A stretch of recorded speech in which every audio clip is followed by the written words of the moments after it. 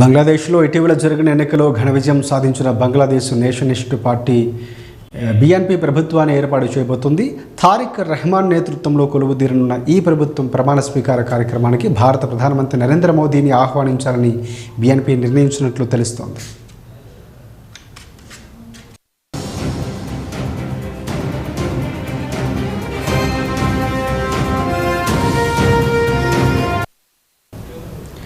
భారత్తో నిర్మాణాత్మక సంబంధాలు కొనసాగించేందుకు తాము సిద్ధంగా ఉన్నామని బీఎన్పీ స్పష్టం చేసింది. పరస్పర గౌరవం, ఒకరి ఆందోళనలు మరొకరు అర్థం చేసుకుంటూ ప్రాంతంలో శాంతి, స్థిరత్వం, శ్రేయస్సు కోసం కట్టుబడి ఉంటామని బీఎన్పీ ఒక ప్రకటనలో పేర్కొంది. ప్రధానమంత్రి మోదీతో పాటుగా పాకిస్తాన్ ప్రధాని షహబాజ్ షరీఫ్, ఇతర సార్క్ దేశాధినేతలు కూడా ఈ కార్యక్రమానికి ఆహ్వానించబోతున్నట్లు సీనియర్ నేతలు తెలిపారు. ఈ నెల 17వ తేదీన కొత్తగా ఎన్నికైన ఎంపీలు ప్రమాణ స్వీకారం చేయనుండగా అదే రోజున కొత్త కేబినెట్ కూడా కొలువుదీరే అవకాశం ఉంది.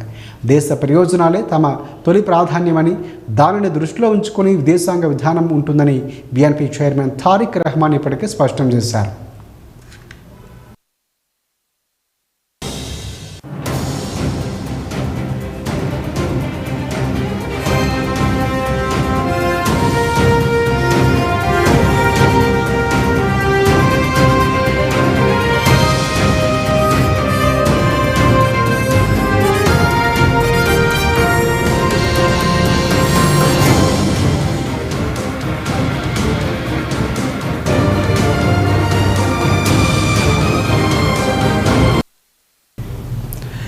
రైట్గా బంగ్లాదేశ్లో ఇటీవల జరిగిన ఎన్నికల్లో ఘన విజయం సాధించిన బంగ్లాదేశ్ నేషనలిస్ట్ పార్టీ బీఎన్పీ ప్రభుత్వాన్ని ఏర్పాటు చేయబోతుంది.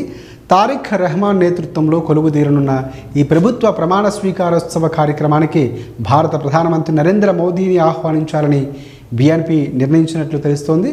అలాగే భారత్తో నిర్మాణాత్మకమైనటువంటి సంబంధాలు కొనసాగించేందుకు తాము సిద్ధంగా ఉన్నామని బీఎన్పీ స్పష్టం చేసింది. పరస్పర గౌరవం, ఒకరి ఆందోళన మరొకరు అర్థం చేసుకుంటూ ప్రాంతంలో శాంతి, స్థిరత్వం, శ్రేయస్సు కోసం కట్టుబడి ఉంటామని బీఎన్పీ ఒక ప్రకటనలో పేర్కొంది.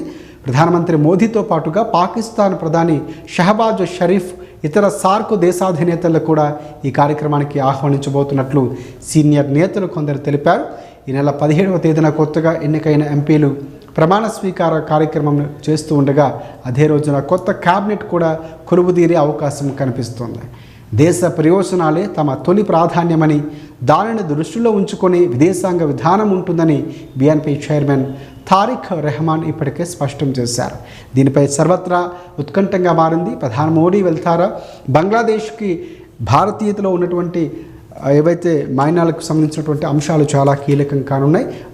భారతదేశానికి అలాగే బంగ్లాదేశ్కి సత్సంబంధాలు మెరుగుపడతాయని కూడా అందరూ ఆశిస్తున్నారు.